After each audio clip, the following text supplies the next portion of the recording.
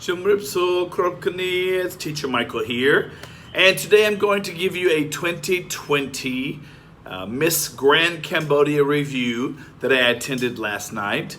Eventually what happened was I just got up and I walked out. I'll tell you why. So to give you some background history about me, I used to advise the president of the Miss Universe organization, and I was offered the job by Donald Trump himself.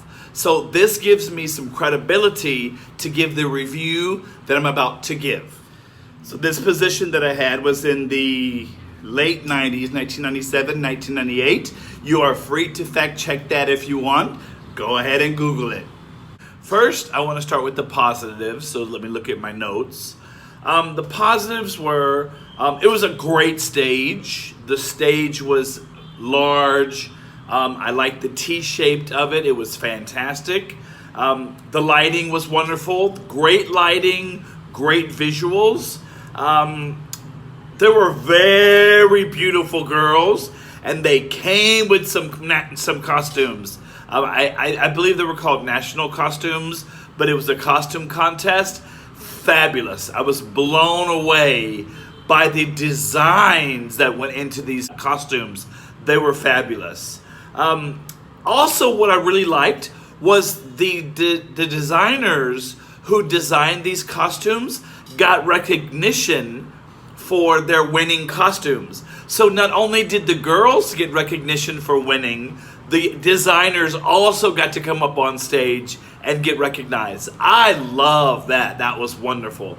And the final note that I have for the positives was there was a video where the girls went out into the village or the countryside to work with local students. They taught them how to walk. You know, they broke bread with them. They ate with them. But the fantastic part was watching the children pageant walk and model walk. And that was fantastic. So those are my positives.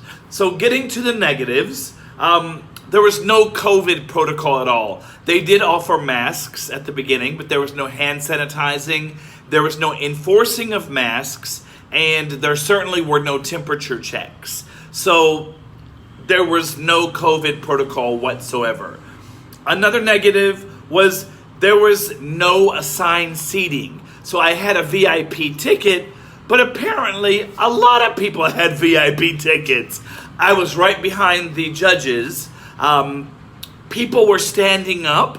People were moving their own seats into different lanes or different aisles where they shouldn't have been. There was no one enforcing people sitting down and staying in their seats. So there should have been assigned seating, and people should have sat in those assigned seating. That didn't happen. There were just people standing up all over the place, and I couldn't see. And a lot of people couldn't see what was going on the stage. They should have had a list of contestants. Like when we come in to sign in, there should have been a book with a list of the girls, their names, where they're from, or at least in the screen behind the National Costume Contest, there should have been a list of where they were from, who they were representing, and what their names were.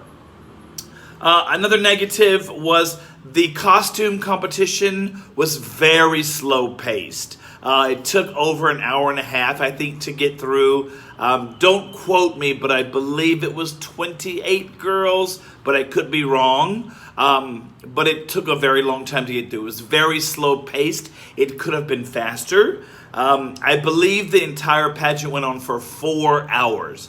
4 hours for a beauty pageant or a beauty competition is way, way, way too long. You lose the focus of your audience. People start leaving, just like I did. Another negative was, I did say they needed ushers to enforce seating. People were just walking around, moving their seats, changing seats, and they needed ushers or some kind of staff to enforce seating arrangements, which they had none. Another negative that I have is during the competition, this is my final negative, and this is why I actually got up and left. During the competition, they showed a video of the girls going to Tuolsleng Museum, Chun Ai, the killing fields, and it's useful to know about the history of Cambodia and the Khmer Rouge period. I absolutely agree with that. However, these girls were dressed in high fashion, high heels, with their sashes, smiling, showing the skulls of the people killed, the tools used to kill them. And there were elderly people in the audience. Even there was a grandma in front of me who was wiping her eyes. She was crying. She was wiping her tears with her kroma. So I can only imagine how sad, especially the older people were, having to watch that video of having lived through the Khmer Rouge regime and having family members killed. So that is why essentially I got up and I left. I felt sad. I felt sad for the older people in the audience who lived through the Khmer regime. They showed the girls just walking and smiling in high heels and fashion and in their sashes around the killing fields and Tuolsleng Museum. I thought it was highly inappropriate. It wasn't connected with a beauty competition, and essentially that's why I got up and I just left. I could not support an event that showed that kind of disrespectfulness. History is good to learn from. I absolutely agree with that. And I'm not negating or discounting the history of the Khmer Rouge. What I am complaining about, and what was the negative, was that they showed the girls walking around in their fashion, in their high heels, in their sashes, smiling while looking at these skulls and tools. So I think a lot of great things can come from this competition.